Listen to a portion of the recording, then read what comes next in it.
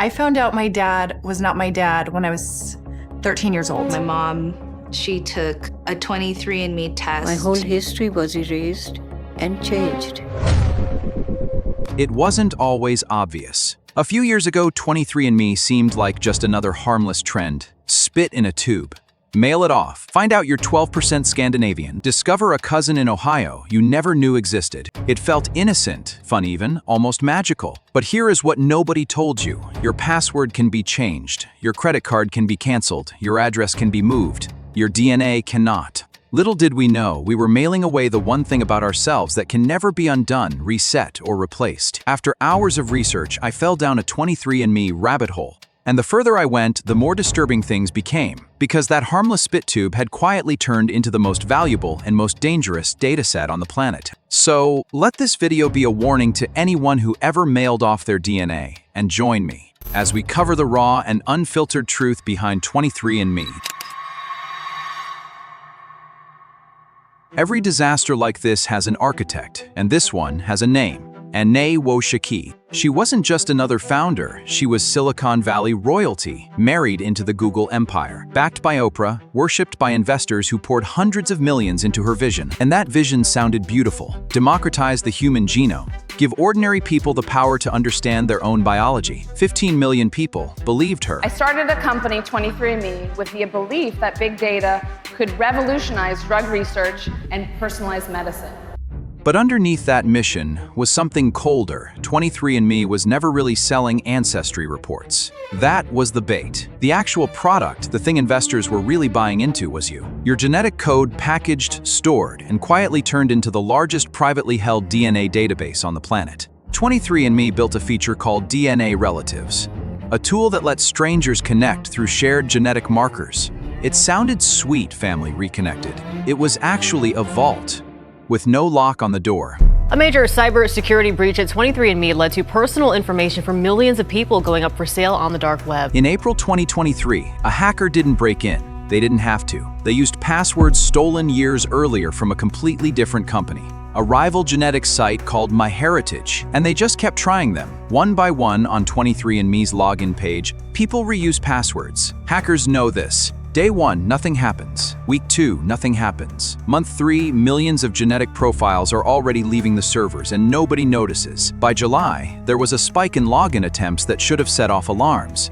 In August, someone posted on Reddit guessing a breach had happened. 23andMe looked into it, and according to California's own lawsuit, waved it off. 23andMe worked to hide and downplay both the breach's severity and 23andMe's responsibility for it.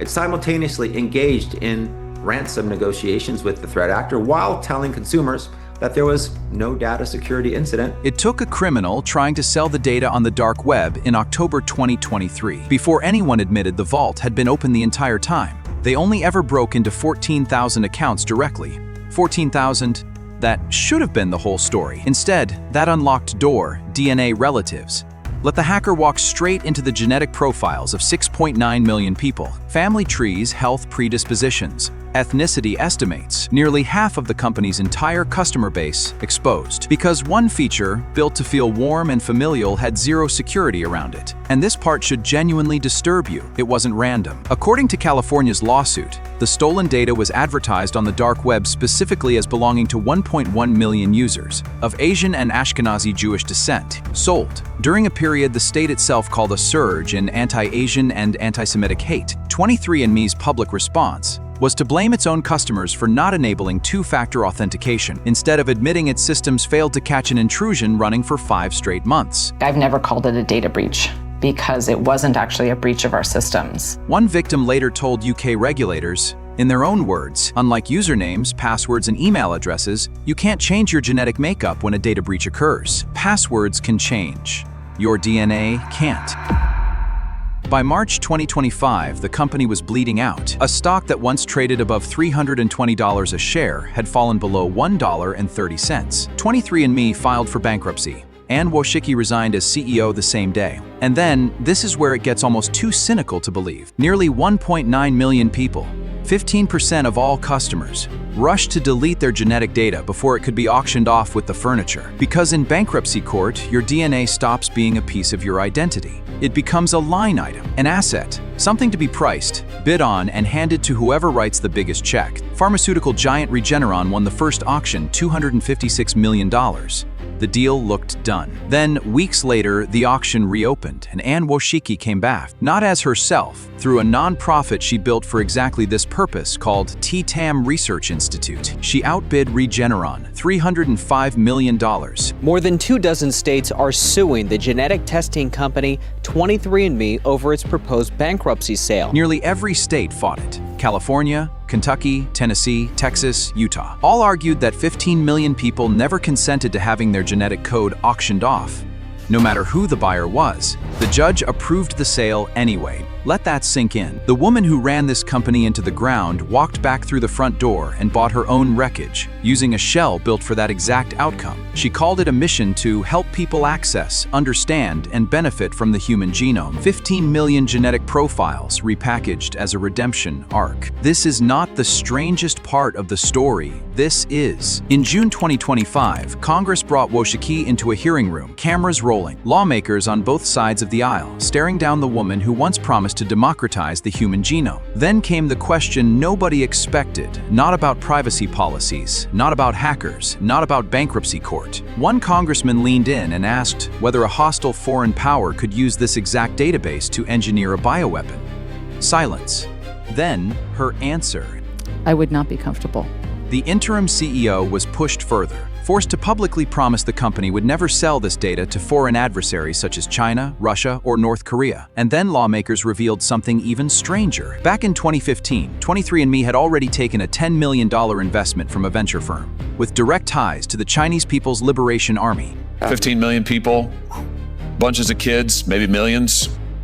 It's just going to be sold in the open market. 15 million genetic blueprints. A bioweapon question asked out loud on the record inside the United States Capitol. This isn't a conspiracy theory. This is congressional testimony. Here is the part that should worry you more than any hacker. The law protects your medical records. It does not protect your consumer DNA. That is the entire loophole. In one sentence, 23andMe was never legally a hospital, so HIPAA never applied. And the one federal law that exists, GINA, blocks genetic discrimination in health insurance and employment, but says nothing about life insurance, disability insurance, or long-term care. Your genetic code can legally be used against you in exactly those categories forever, with almost no one standing in the way.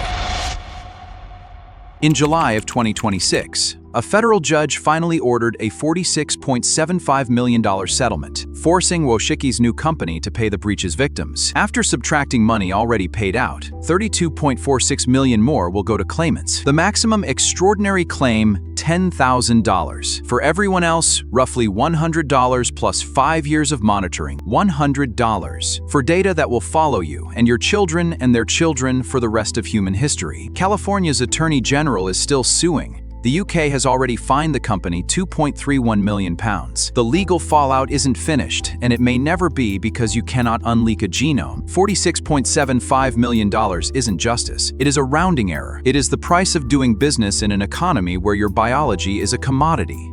Quietly priced, quietly sold, quietly written off as an acceptable loss on someone else's balance sheet. And this isn't just a 23andMe problem. Ancestry, MyHeritage. Every consumer genetics company on the market is holding the exact same kind of irreversible, unresettable data, sitting in servers, waiting for the next credential stuffing attack, the next bankruptcy auction, the next non-profit buyback dressed up as redemption. Your password you can change tomorrow. Your DNA you already gave away. And somewhere right now, it is sitting on a server waiting to become someone else's asset.